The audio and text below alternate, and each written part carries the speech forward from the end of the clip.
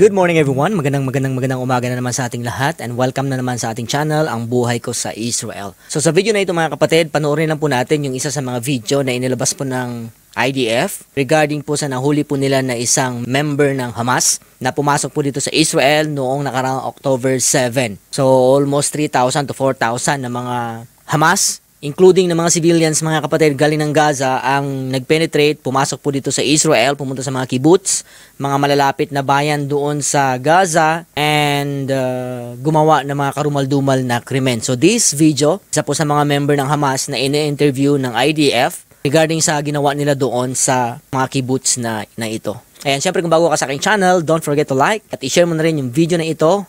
Let's go! So ito mga kapatid, in-interview nila yung isang member ng Hamas na ito.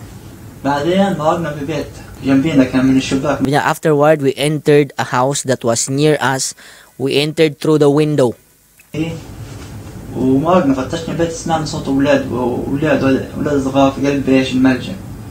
And we checked the house and we heard the sound of young children in the safe room. Sorry mga bata, hindi mo naman talaga yan mapipigilan yung ingay sa takot doon daw sa safe room. Then we shoot at the safe room. Imagine mga kapatid, alam nila ng mga bata ito, nung malaman nila na may bata, they shoot at the safe room. What did you shoot? What did you shoot the safe room with? So tinanong niya kung ano yung pinambaril nila. Pero hindi niya sinagot.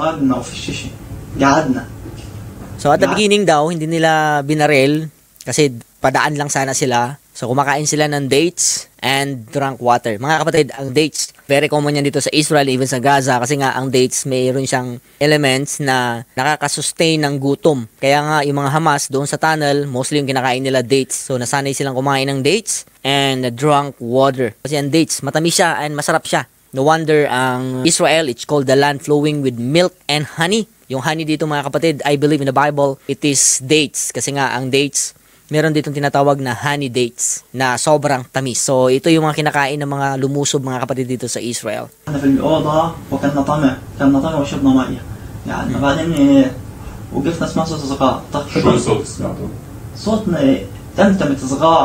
narinig nila. Dumadaan lang sana sila sa bahay na ito, pero narinig nila yung mga iyakan ng bata. Young children, alam nila ng mga bata ito. سامعني عشان افهم. عيط ولد صغير زي هيك. كيف ايش سويت انت؟ ولد بعيط. اوكي. Child crying. Sabi niya, pwede mo bang kung anong klaseng pag-iyak? Sabi niya, bata. So 100% alam ng mga Hamas na mga bata ito. طخت انا وطخ احمد ابو كمال. طخنا على الباب. Binaril nila yung pinto. Now, this is a safe room. Pumasok sila sa bahay, sa window, and then marinig nila ito, binaril nila mga kapatid yung safe room kung saan yung mga bata na nandun. You keep shooting? Patuloy bang magbaril? Yes, we didn't hear any noise at that point. Grabe no? In short, malakas yung iyakan, pinagbabaril nila, and then wala nang silang marinig na iyak. بعدين الجيش علينا اشتبكنا مع الجيش يعني قتلتوا تسمعوا الصوت معناته ايش هو صار؟ ماتوا. Grabe no? So doon na dumating yung IDF. Pero sabi niya, stop hearing noise. What does that mean? Sabi ng nahuli na ito na Hamas, that they died. Alam namin na sila ay namatay. Grabe. تسمعوا الصوت معناته ايش هو صار؟ ماتوا. بعدين اجى الجيش واشتبكنا معه. Diyan na yung IDF. Dumating na. 10 minutes. بعدين سلمنا حالنا دخلنا من الشبابيك رمينا قنبلة على الجيش على الباب. ما صارش المهم عملنا قنبلة وتفقعت بعد. Lumaban pa sila pero nung 10 minutes na surrender na sila. Ito tinanong niya mga kapatid personally, since he is a Muslim, is killing children logically the Muslim religion? No, alam niya. He knows na ang pagpatay sa mga bata kasi narinig niya mga bata ito sa safe room pero pinagbaril pa rin nila mga kapatid. Children are not involved. Alam yan. Ayan o, tinanong siya ng IDF. Dito yung nagko-question. Sabi niya, tingnan natin ito. I ask you a question. You entered in order to kill as an order of Nukba from Hamas. So, pumasok sila in the order of killing. من الإخوة من حماس اه شو الفرق بينكم وبين داعش؟ What's the difference between you and ISIS? مو الفرق ايام حاجه فوق الفرق فيش فرق. In the things the interrogator showed me, there is no difference. Ibig sabihin mga kapatid, pinakita rin sa kanya yung mga pictures ng ginawa ng mga kasama nila in other villages, in other kibbutz, kung ano yung pinaggagawa ng mga kasama niya. Nakita niya yung karumal-dumal na ginawa ng mga kasama niya. I mean, there's no difference. Kagaya ng ISIS.